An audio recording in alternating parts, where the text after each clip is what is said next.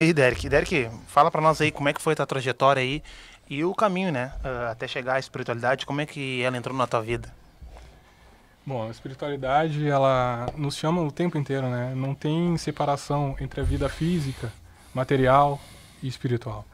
Eu tive esse primeiro chamado, esse primeiro despertar aos 16 anos, onde eu entrei numa depressão profunda, né?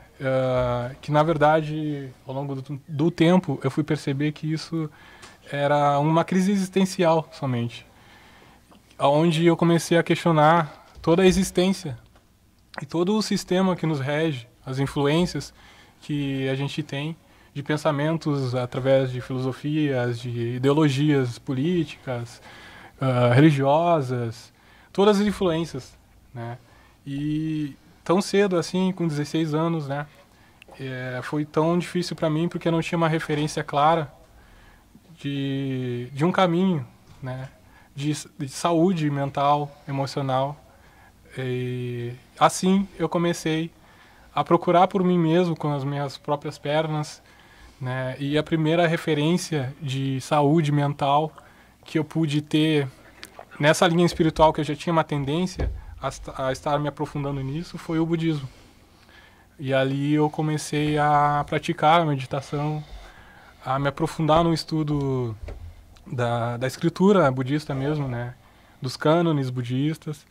E realmente não tinha uma referência perto de mim para que eu mergulhasse nesse mundo, mas na medida que eu me conectei com isso, foi se apresentando o caminho. E me diz uma coisa, Derek, a minha dúvida também, a dúvida de muita gente, eu já ouvi falar que budismo não é religião, né? O que representa o budismo?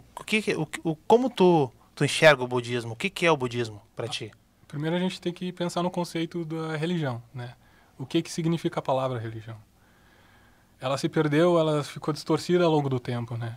E religare vem de religare religião. Religare significa a gente reconectar com a nossa essência e com Deus em nós.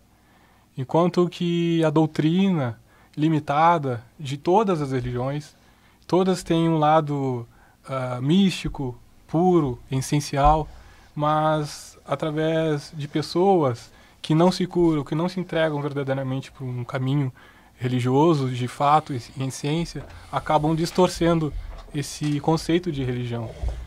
Então, o budismo, para mim, deixando bem claro que eu não tenho religião hoje, né? Eu não venho empregar religião nenhuma, mas eu venho empregar aqui uma espiritualidade livre, que também, né? Para vocês têm uma referência, vocês têm essa tendência do cristianismo, do pensamento cristão. Cristo veio trazer essa revolução da gente se tornar independente de um sistema imposto.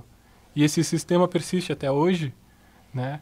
E a gente precisa ter essa consciência das influências que a gente tem externas. E assim, o budismo, para mim, na minha visão pessoal, ele é um estudo científico da mente, né? Onde tu mesmo vai conseguir comprovar por ti mesmo, na tua prática íntima da meditação e da expansão de consciência, do autoconhecimento, e assim se desgarrar do sofrimento, né? Existem as 4 9 verdades que Buda trouxe, que existe o sofrimento, né?